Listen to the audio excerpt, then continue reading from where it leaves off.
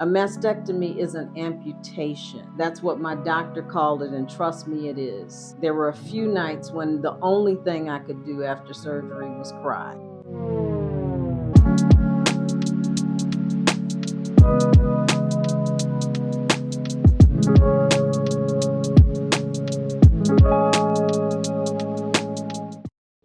Unfortunately, most of our lives will be touched by cancer in some way, whether it's as a patient or because you have a friend, family, coworker with cancer. As a two-time cancer survivor, I can tell you there are some things that you don't want to say. I had some really surprising reactions when I told people my story. I had some reactions that were really sweet and tender. I had some that were disheartening. I had some that were comical. Now, I'll tell you, at the time, I didn't find the humor in it, but now that I'm on the other side of treatment, I can really see that some things were funny because it gave me more perspective, of course, which things often do after the fact. So I just want to share a few personal stories with you about how people reacted to me, and most importantly, give you some recommendations on how to support people who have cancer. When I told one of my closest friends that I had cancer, I provided details about my diagnosis, the stage, the hopeful prognosis that I had. This was the first time I was diagnosed with cancer. And her reply was that she had a friend whose daughter was told the exact same thing, same stage, same type of cancer, same prognosis, and she died.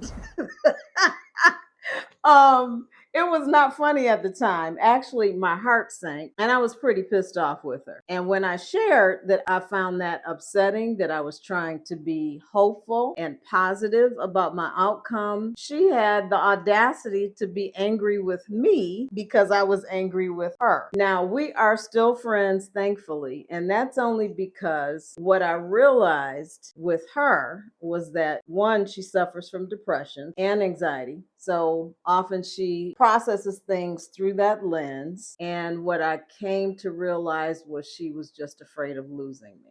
We are thankfully still friends today, but I'm going to be honest, I'm not always that mature or reflective, but I was trying to maintain my friendship. So, your death tales, keep them to yourself.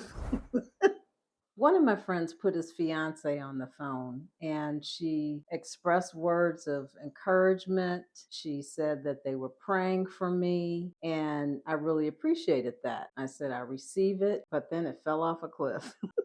I suppose she got a little nervous because there was a pregnant pause, and human beings tend to get a little uncomfortable with silence. And she followed up with, my uncle had cancer, pause. He died.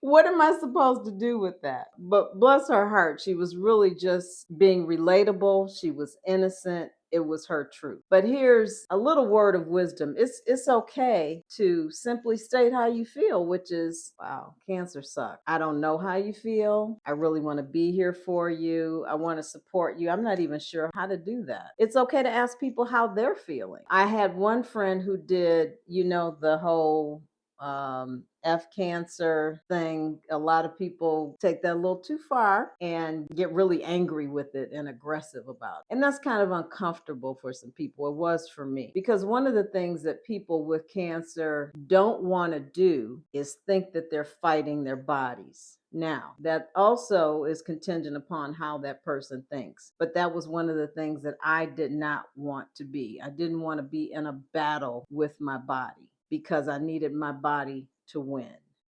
Rather than cite a string of cancer obituaries, offer some hopeful stories to people if you have them. People do survive cancer. And if you don't have any hopeful stories to share, it's okay to share that someone had a rough journey, but you talked to her last month because you needed to know what to do with your orchid.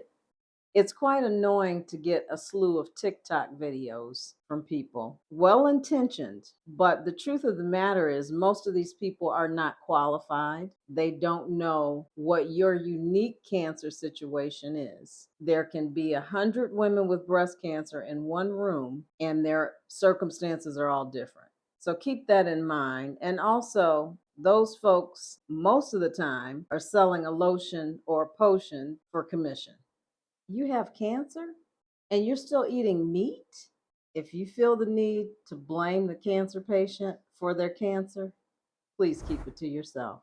I ended a friendship with one vegan friend for her repeated lack of sensitivity, and it was a good call. Chemo isn't for Black people?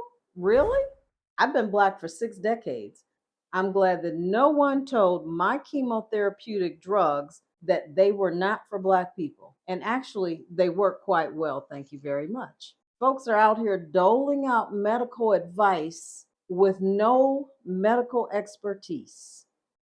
One of my family members must have thought she was doing an opinion poll or something because she offered unsolicited that she didn't think if she had cancer, she would do chemo. So my reply was, thank God you don't have cancer. And secondly, I'm intelligent, I'm well researched, I've looked into various options, I have an incredible medical team, I'm a nurse, I read studies, and it's not your decision. I had 3 aggressive tumors and they needed aggressive therapy to match. And it worked. I'm still alive, thank God. Actually, I didn't owe my cousin any explanation whatsoever. I only gave her the benefit of the doubt because she was family. At least you're getting a boob job out of it. Please refrain from saying that to anyone who's had a mastectomy or any type of treatment related to breast cancer. A mastectomy is an amputation. That's what my doctor called it, and trust me, it is. There were a few nights when the only thing I could do after surgery was cry. And as a matter of fact, I still get nerve zaps, which is not uncommon. What I'd like you to understand is a mastectomy affects a lot of things. Your range of motion. I'm largely numb on that side of my chest and even part of my back. It affects the muscles, the nerves, the skin, your glands, even. It affects your body image, your sex life, your predisposition for lymphedema, and more. Don't say you'll be there for someone and they never hear from you again. That's actually a common story for cancer patients. It's happened to me. There are a couple of people that I told I had cancer and I never heard from them again. And one had a very strong reaction, so it was quite shocking. I don't know if she thought it was contagious or something, but it's not. Here are some lessons. I suggest asking permission before you share videos, your opinions, or refer people to someone with cancer. And for crying out loud, if you ask them how you can support them, provide some support. I've also had that situation where people ask, and that's the end of that. And they might not be able to tell you how you can support them. My suggestion is just do something. Send them a text every now and then with a heart emoji so they'll know you're thinking about them. Offer to babysit. Say, hey, I know you're not feeling that great. Can I just come watch television with you? Buy them a blanket. Send them a card. Give them a phone call. Ask if they might feel up for a short walk. 2 gifts that I loved was a friend who sent me some really cute little hats when I was bald. Another friend sent an actual cancer care package. They actually make those that have like lip balm because your skin's very, very dry. It had a very emollient lotion and even a roller ball that you could use before sleep that had lavender in it to help you be calm at night.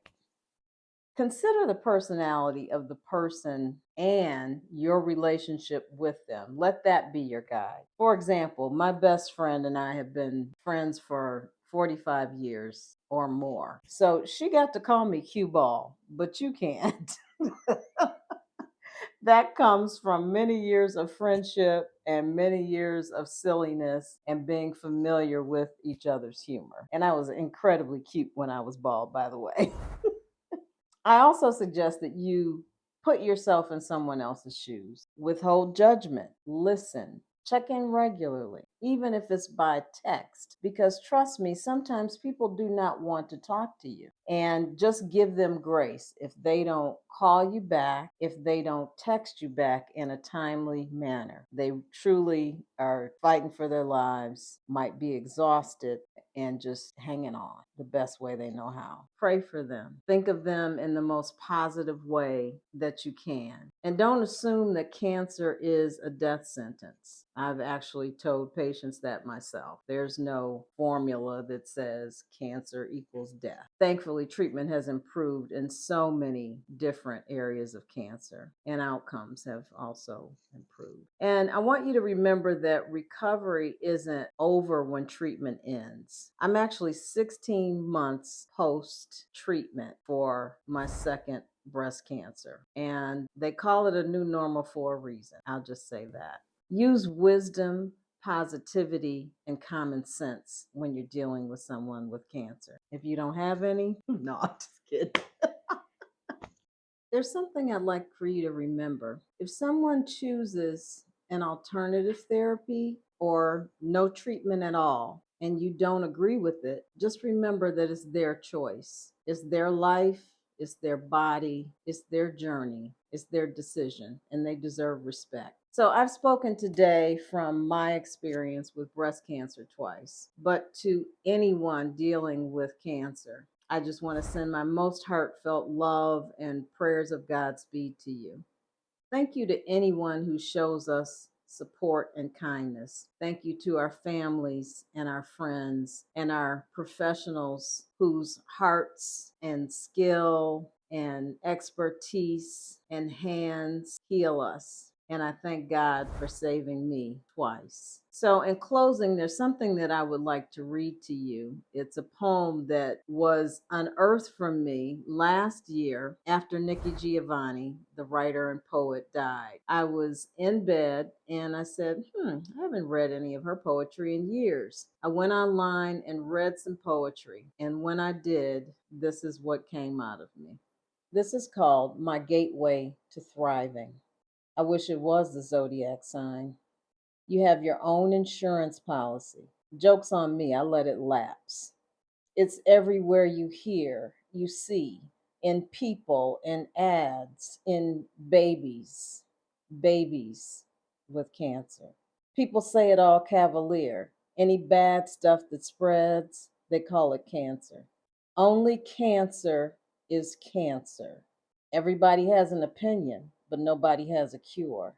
You wouldn't do chemo. Who asked you? Shut up. You don't know. Unless you've heard those three words. I was at work the last time. I couldn't stop crying loudly, so I went home. Chemotherapy, my hero therapy. Like Joni Mitchell's Case of You, you taste so bitter, but you taste so sweet. Just let me sleep and not feel rested. But I'm alive. God really is good, so is chemo. I never ask why. Why not? You scare me. Please don't come by here again. Twice was enough. My name is Carissa Jones. This is the Soulful Question. If you've enjoyed this today, I encourage you to pick an action. Comment, share, like, or subscribe. And if you've ever received some words of encouragement from anyone, it doesn't have to be related to illness or to cancer. Drop it below. What's been your most supportive words of encouragement that you've ever received in your life? You might just encourage someone today.